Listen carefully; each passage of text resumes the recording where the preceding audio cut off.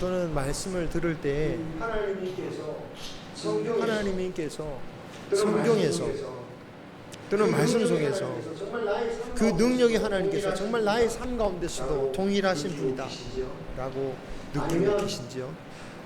아니면 전혀 다른 분처럼 성경의 하나님은 내 삶에 있어서는 전혀 그런 분이 아닌 것처럼 느끼고 계신지는 않는지 모르겠습니다. 성경 안에서는 그토록 능력자로 보이시지만 내 삶에서는 한없이 미약하고 마치 숨겨지신 것처럼 느껴지지 않는가라는 겁니다.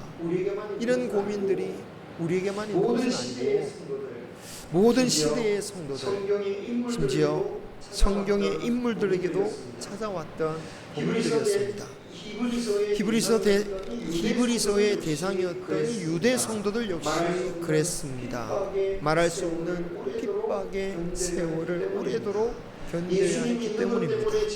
예수님 믿는 것 때문에 재산을 잃고 가족도 찢어지고 감옥에 가기도 하고 순교하고 도대체 이런 고난의 시간이 언제 끝날 것인가?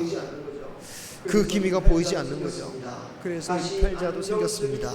다시 안정적인 삶을 위해서 예전 유대교로 돌아가는 일들도 있었던 겁니다. 만약 그들이 예수 그리스도는 성경에서나 우리의 삶 속에서나 예나 지금이나 여전히 동일하신 분이다라는 사실을 믿었다면, 그런 예수님을 믿고 있었다면 그들은 결코 떠나지 않았을 것입니다. 세상을 창조하실 만큼 능력이 있으셨고 죽으신 지 사흘 만에 부활하실 만큼 죽음을 이기신 그 주님이 나와 함께 있다는 것을 믿었다면 그들의 신앙이 무너지지 않았을 거예요. 그런 예수님을 느끼지 못하니까 성경은 성경일 뿐이요 삶은 삶이라고 생각하게 되고, 그런 와중에 어려운 일이 닥치면 결국은 포기하고 마는 것이죠. 바라기는 우리 성도님들 정말 예수 그리스도는 성경에서만이 아니라 우리 삶 가운데서도 동일하게 역사하시는 그 주님, 모세와 엘리야와 다윗과 함께 하셨던 그 주님이 지금 나와 함께 계시고 그 능력의 하나님은 동일하시다는 것을 믿으시기를 축원합니다.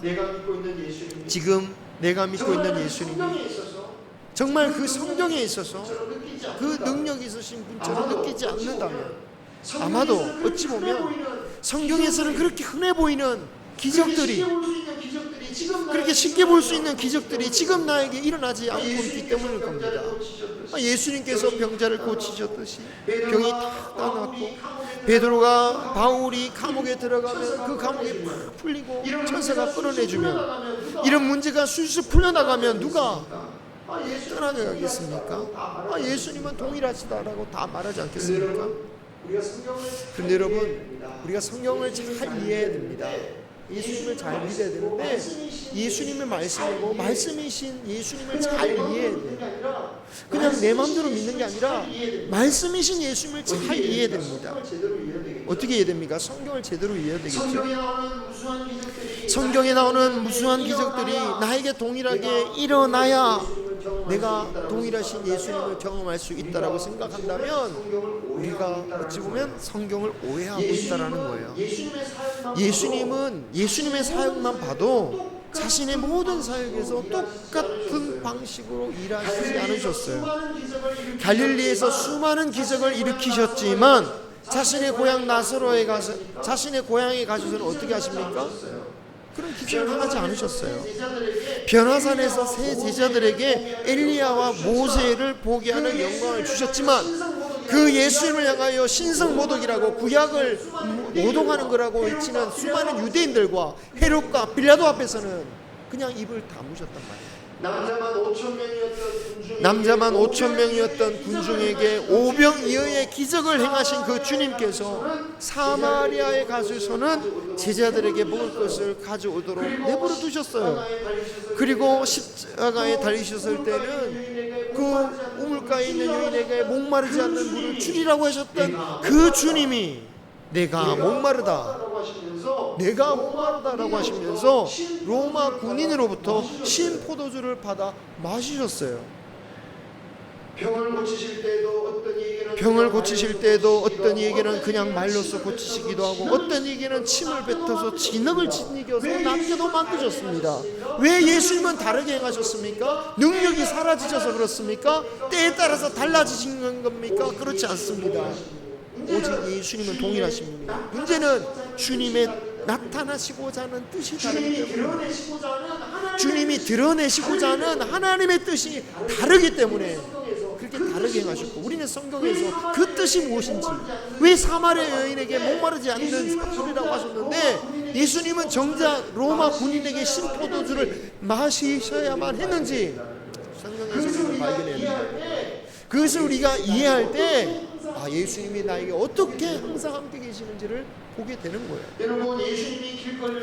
여러분, 예수님이 길거리를 가다가 우연히 가부의 아들 죽은 그 장례식을 마주하게 됩니다. 그때 어떻게 하십니까? 예수님이 바로 살려주세요.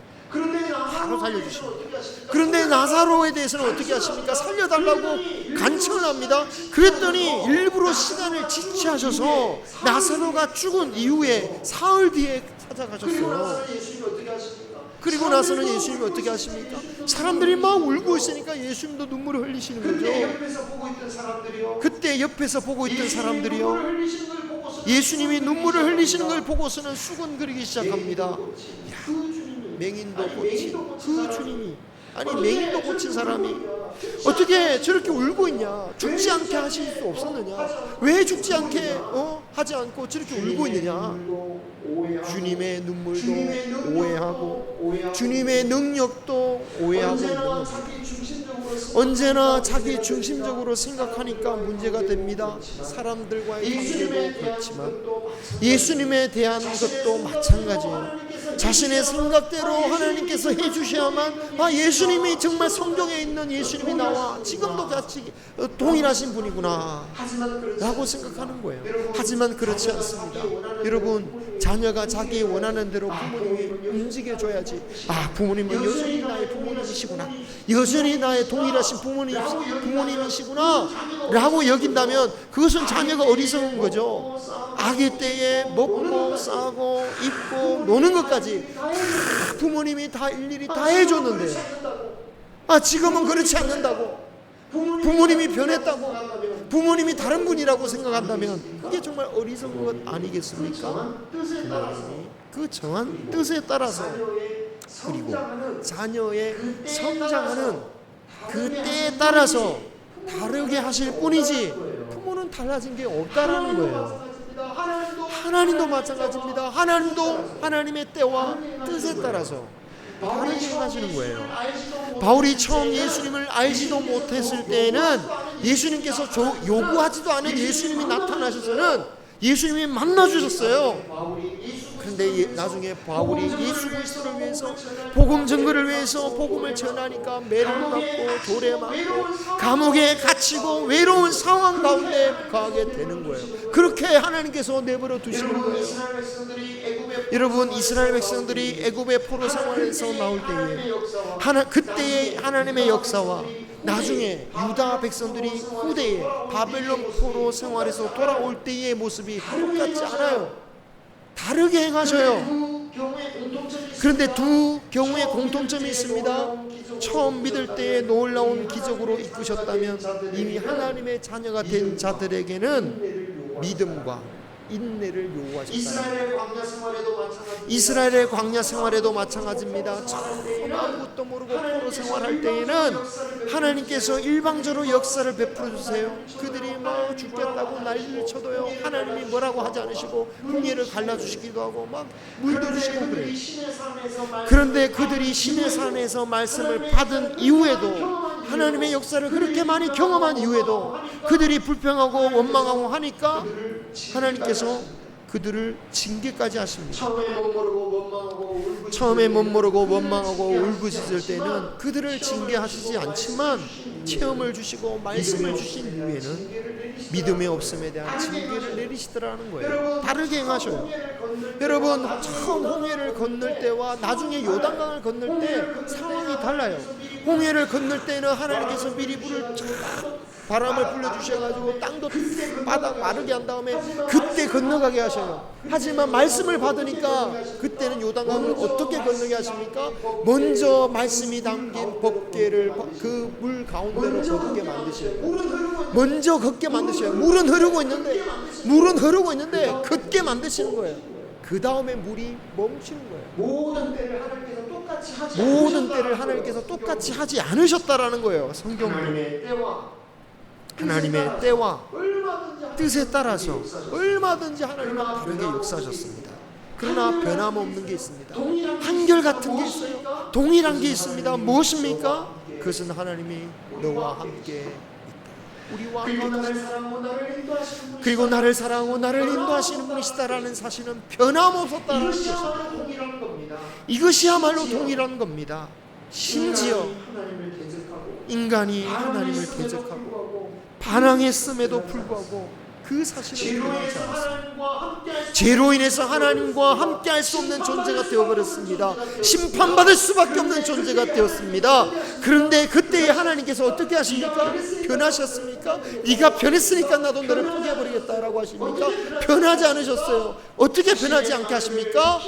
자신의 아들을 희생시키면서까지 내가 너희들과 함께 하겠다는 그것은 변하지 않으셨다라는 거예요. 그러니까 예수님이 그 아들 예수 그리스도를 보내시면서 그 아들의 이름을 뭐라고? 임마누엘이라고, 너희와 하나님이 항상 우리와 함께 계시다라는 이름으로 예수 그리스도를 보내시다라는 거예요. 예수님께서 마지막 승천하실 때도 뭐라고 하십니까? 두려워하지 말라. 내가 너희와 항상 함께 있을 테니 너희는 복음을 전하라. 이것은 하나님께 변함없는 사실이다라는 겁니다. 그렇습니다. 우리가 정말 변함없으신 하나님을 발견하는 것은요, 나에게 어떤 일이 이렇게 원하는 대로 이루어지냐, 기적이 일어나냐, 물이 갈라졌느냐, 이게 아닙니다. 변함없이 하나님이 나와 함께 계시다는 것이죠. 그 동일하신 하나님을 믿어야 되는 것입니다. 우리가 정말 기뻐해야 되는 것은 내가 원하는 기적이 일어나는 게 아니라 언제나 변함없이 주님이 나와 함께 계시다. 그런 기쁨을 노래한 게 누굽니까? 하박국 선지자예요. 하박국 선지자가 어떤 시대입니까? 유다의 멸망 시기예요. 모든 것을 잃고 멸망하는 유다를 바라보면서 하박국 선지자가 마지막에는 기뻐한다라고 고백했던 이유는 이스라엘이 지금 구출받아서가 아닙니다. 유다가 회복되어서가 아니에요. 여전히 비록 이 땅이 하나님의 심판을 받아서 징계를 가운데 있을지라도, 그래서 고통 가운데 있을지라도 우리를 사랑하시는 그 하나님이 지금 우리와 함께 계시오니 그 모든 것을 잃어버릴지라도, 그 외양간에 송아지를 잃어버릴지라도, 그 밭에 우리가 그렇게 열심히 거뒀던 열매들이 다 빼앗긴다 할지라도, 군인들에 의해서 짓밟힌다 할지라도 나는 여호와로 인하여 즐거워하겠다라고 고백하는 하나님이 나와 함께 계시기 때문에, 하나님이 나와 함께 계시기 때문에, 하나님이 나와 함께 계시기 때문에. 여러분에는 과연 하나님께서 여러분의 인생을 어떻게 인도하고 계시는 것 같습니까? 어떤 이들은 기쁨 가운데, 부유한 가운데, 어떤 이들은 상실과 슬픔 가운데, 빈곤 가운데 이끄시고 계실지도 모르겠습니다. 우리가 생각하기에는 기쁨과 부유 속에서만 하나님이 이렇게 함께 계신 것 같지만, 하나님은 우리의 슬픔 가운데서도, 우리의 빈곤 가운데서도 함께 계시다라는 거예요. 여러분, 너무나도 다른 방향으로 하나님의 뜻에 따라, 때에 따라 다르게 인도하실 수 있지만, 분명한 것은 우리 한 명 한 명에게 동일하게 함께 계시고 우리를 인도하신다라는 사실,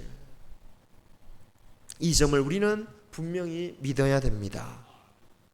우리는 여전히 생각합니다. 기왕이면 하나님 좀 더 우리가 쉽게 육체의 모습으로 제자들에게 보여주신 것처럼, 부활하신 예수님을 만지게 해주셨던 것처럼, 그렇게 우리 눈앞에 죽은 사람이 살아나는 것처럼 그런 기적으로 좀 믿게 해주시면 쉽게 믿지 않겠습니까? 더 확신 있게 믿지 않겠습니까? 직관적으로 믿을 수 있지 않겠습니까? 라고 생각합니다. 그래서 실제로 많은 이들이 직접적인 것을 경험해야 진짜 제대로 믿는 것이다 라고 말하기도 합니다. 그런데 여러분, 정말 물질적이거나 직관적인 증거를 통해서 믿는 것이 주님의 뜻인가? 예수님께서 십자가를 지시기 직전 요한복음 15장에서, 우리 요한복음 봤지만 요한복음이 쉽지 않은 성경이죠. 아주 길고 긴 설교 말씀을 하시는데 15장에 정말 제자들로서는 이해할 수 없는 어려운 말씀을 하셨어요. 요한복음 15장 4절 5절에 보면 너희가 내 안에 거해라, 그리고 나도 너희 안에 거하리라. 여러분, 예수님의 육신으로 생각하면 이게 무슨 말씀인지 이해가 안 됩니다. 예수님 안에 어떻게 들어갑니까? 교회 속에 들어오라는 건가요? 교회당에 들어오라는 얘기인가요?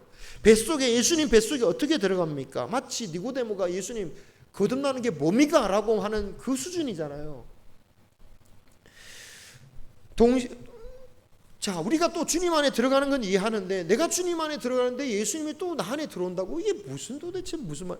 우리의 논리와 상식으로는 이해가 안 되는 거예요. 그죠? 우리의 물리적인 생각으로는 뭐가 들어가면 들어갈 뿐이지 얘가 다시 들어가는 건 아니잖아요. 그렇잖아요. 우리의 논리나 이론으로는 이해할 수 없는 말씀입니다.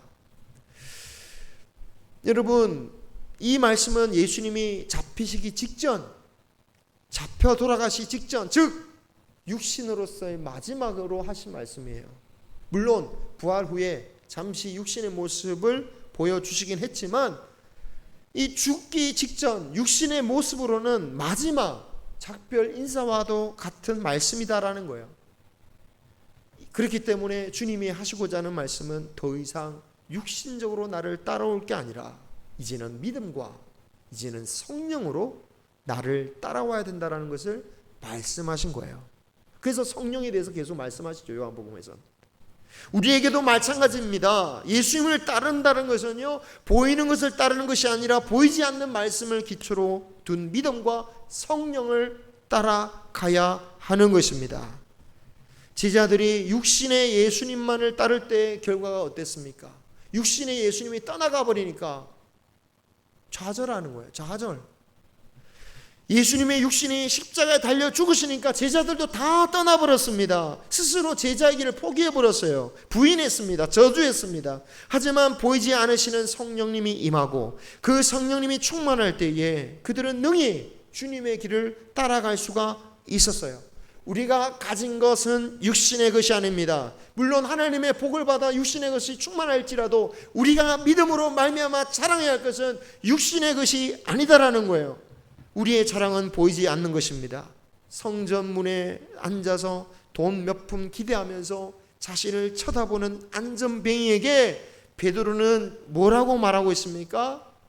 은과 금은 내게 없어도 내게 있는 이것을 너에게 주노니 나사렛 예수 그리스도의 이름으로 일어나라.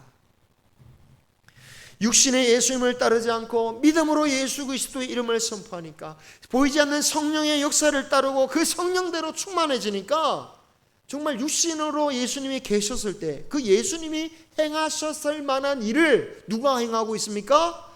베드로가 행하는 거죠. 예수님께서 잡히시기 직전에 하신 말씀이 바로 이걸 말하는 겁니다. 이제 더 이상 예수님과 제자들과의 관계는 눈으로 보고 직접 만지는 관계가 아니지만 너희들이 성령을 따를 때 그 관계는 똑같다라는 거예요. 변함이 없다라는 거예요. 내가 육신으로 있던 모습이나 성령으로 너희들에게 역사하시는 모습이나 나는 동일하게 역사하신다라는 거예요. 지금까지의 모습, 육신의 모습을 네가 따랐지? 너의 귀에 들리는 소리를 따르고 따랐지? 하지만 이제 성령을 구하고 믿음으로 살아라. 그런데 너희들이 이제 믿음의 눈으로 나를 바라보고 성령을 따르면 오히려 지금보다 너희들과 나는 더 가까워질 거야. 너희들이 내 안에 거하는 역사가 나타나고 내가 너희들 안에 거하는 역사가 나타날 거야. 만약 너희가 내 안에 그런데 거하지 않는다? 그러면 아무런 열매가 맺어지지 않을 거야 라고 말씀하셨어요. 예수님이 왜 우리와 함께 하셔야만 하느냐? 그 이유가 설명되고 있는 거죠. 왜 우리와 함께 하셔야 되느냐? 예수님이 함께 하지 않고는 결코 열매를 맺을 수 없으니까 예수님이 함께 하셔야만 하나님의 열매를 맺을 수 있다는 거예요. 우리가 생각하기에 우리의 열매 막 보여줄 수 있지만 하나님의 바라시는 열매는 하나님과 함께 있어야 맺어지는 거예요. 그러면 그 함께 계신 주님이 어떻게 해야지 역사하십니까? 문제는 주님이 함께 계시는데 그 주님을 제대로 모시지 않을 때 열매도 없다라는 거죠. 아까 제가 예배 전에 정말 먼저 이 성구를 말씀드렸지만 이사야 57장 15절에 주님은 누구와 함께 계시냐? 통회하고 마음이 겸손한 자에게 함께 하신다. 겸손한 자, 자신을 부인하고 자신의 죄를 회개하는 자에게 주님이 함께 하신다라는 거예요. 지금으로부터 120여 년 전 한국교회에 엄청난 대부흥 운동이 있었죠. 대부흥의 역사가 있었죠. 그 시작은 캐나다에서 오신 선교사님, 하디 선교사님으로부터 시작되었습니다. 그분이 회개하셨어요. 그분의 회개로부터 시작됐어요. 그분은 훌륭한 분이었습니다. 신학교재를 60권이나 쓰고 또 의사 선생님이기도 했습니다. 그러니까 당대의 엘리트가 이 당대에는 정말 선교의 오지였죠. 그때 당시 보통 대부분의 선교사님들은 중국으로 갔습니다. 다 대부분 중국 갔어요. 그런데 한국 같은 경우는 알려지지도 않는 나라죠. 이 오지와 같은 조선에 온 것만 해도 사실은 대단히 존경받을 만한 일이었습니다. 그는 정말 정직하게 말씀대로 사역했습니다. 교회에 나온다고 세를 바로 주지도 않았고요. 진정으로 영접했는지 안 영접했는지 그 사람 정말 예수 그리스도만을 믿고 회개하며 살았는지를 살피고 기도를 했었습니다. 그러나 그럼에도 불구하고 13년간의 사역 가운데 열매가 없더라는 거예요. 교인들은 있었습니다. 교인들은 있었어요. 원산교회인데 원산교회에 교인들은 좀 있었어요. 제법. 근데 문제는 성도들이 모인 곳에 한번 슬쩍 가보면 성도들 교제한다면서 가운데는 술상이 차려지는 거예요. 막 술을 먹고. 또 교인들끼리 횡령하고 또 서로 교인들끼리 사기치는 일들이 아주 빈번하게 일어났다라는 거죠. 도대체 왜 성도들이 변하지 않을까? 선교사님은 너무너무 고통스러웠던 거예요. 그런 중에 1903년 선교사님들 수련회를 위해서 설교를 준비하고 있는데 그때 자신에게 다가오는 성령의 깨달음이 있었어요. 그 뭐냐? 네가 바른 마음을 가지고 사역하는 것도 알고 네가 정말 의술로서 사람들의 병도 고치고 있지만 정말 그것으로 주님의 일을 할 수 있다고 생각하느냐? 네가 조선인들은 미개하고 어리석다고 그렇게 얕잡아 보고 있지 않느냐? 그 교만한 마음이 있지 않느냐? 이러한 교만을 네가 선교사님들과 교인들 앞에서 회개하라. 이 음성을 들은 거예요. 참으로 쉬운 일이 아니었습니다. 지금도 인종차별의 문제가 있는데 지금도 우리도 쉽게 말하잖아요. 저 더운 나라 사람들은 게으르고 거짓말도 잘하고 그러잖아요. 다 그렇게 생각했다는 거예요. 선교사님이 우리나라 생각하면서 이 민족은 거짓말에 익숙하고 이 민족은 아주 정직하지 못하고 막 그런 식으로 생각한 거예요. 선교사님이 그렇게 우울감에 어느 정도 자신도 모르게 가지고 있었는데 이것을 깨닫고 나니까 선교사님들 앞에서 그리고 성도님들 앞에서 회개하기 시작한 거예요. 내가 하나님 앞에서 이런 죄악을 저지르고 있었습니다. 그런데 선교사님의 회개가 다른 선교사님들에게도 찔림이 되는 거예요. 똑같이 찔림이 되는 거죠. 선교사님들이 회개합니다. 놀랍게도 그렇게 회개하라고 해도 회개하지 않던 그 성도들이 그 선교사님들의 회개에 감동을 받아서 회개하기 시작합니다. 그때 놀라운 그래서 1907년까지 교회가 폭발적으로 성장해요. 장로교가 34%가 늘어나고 감리교는 118% 증가합니다. 단순히 인구만 증가한 게 아니라 교인만 부흥된 게 아니라 성도들 가운데는 놀라운 운동이 벌어지는데 돈을 갚지 않는 자들은 돈을 갚자는 운동이 벌어지고 또 20년 전에 본의 아니게 내가 더 받은 봉급이 있다면서 돈 돌려주는 그런 참 세상 사람들이 보기에는 놀랄만한 그런 윤리적인 너무나도 아름다운 일들이 교회 가운데 막 나타나는 겁니다. 그뿐만 아니라 그 초대교회 우리나라 그 어려운 초대교회 때에 선교를 하기 시작해요. 당대는 해외처럼 여겨졌던 제주도의 이규풍 선교사님을 파송하고, 놀랍게도 중국이나 러시아의 블라디보스톡, 또 일본에다가 그리스도의 복음을, 이 조선 그 교인들이 복음을 전하러 선교사를 파송하는 겁니다. 선교사님의 회개로 정말 초대 예루살렘의 역사와 같은, 초대 예루살렘 교회와 나타났던 그 역사가 이 땅에도 일어나게 되었던 거죠. 지난 20년 전에, 그러니까 이 대부흥이 100년 되었을 때에, 100주년이 되었을 때에 한국교회가 우리 다시 한번 회개로 인해서 대부흥이 오게 하자, 그 운동을 하고 있습니다. 지금도 뭐 계속 얘기하고 있죠. 하지만 미미합니다. 왜 그럴까? 진정한 회개는 그냥 집회에서 통성하고 울부짖는 그런 회개가 아닌 거죠. 자신의 기도권, 자신의 생각, 자신의 태도를 내려놓아야 됩니다. 그래야 정말 동일하신 예수님의 역사를 경험하게 되는 거죠. 그리스도의 성경에 나타나시는 그 예수 그리스도의 역사가 나에게 그대로 동일하게 나타나시려면, 그런 은혜를 받기를 원하신다면 우리도 주님 앞에 겸허히 죄를 자복하고 자신의 삶을 바꾸시기를 주님의 이름으로 축원합니다. 여러분, 교회 오기 전의 생각과 교회 예배 드리고 난 후의 생각이 변함이 없다면 정말 고민해 봐야 됩니다. 정말 교회 오기 전에 내가 품었던 분노와 품었던 내 모든 생각이 우리의 예배를 통해서 하나도 변하지 않았다면 하나님의 역사가 어떻게 나에게 나타나겠습니까? 내가 하나님 말씀 앞에 내가 변하고 내가 자복할 때 하나님의 역사가 임하는 것입니다. 이 예배를 통하여서 정말 동일하게 역사하시는 그 주님의 은혜가 우리의 삶과 우리의 가정과 우리의 기업 가운데 나에게 나타날 수 있기를 주님의 이름으로 축원합니다. 기도하겠습니다.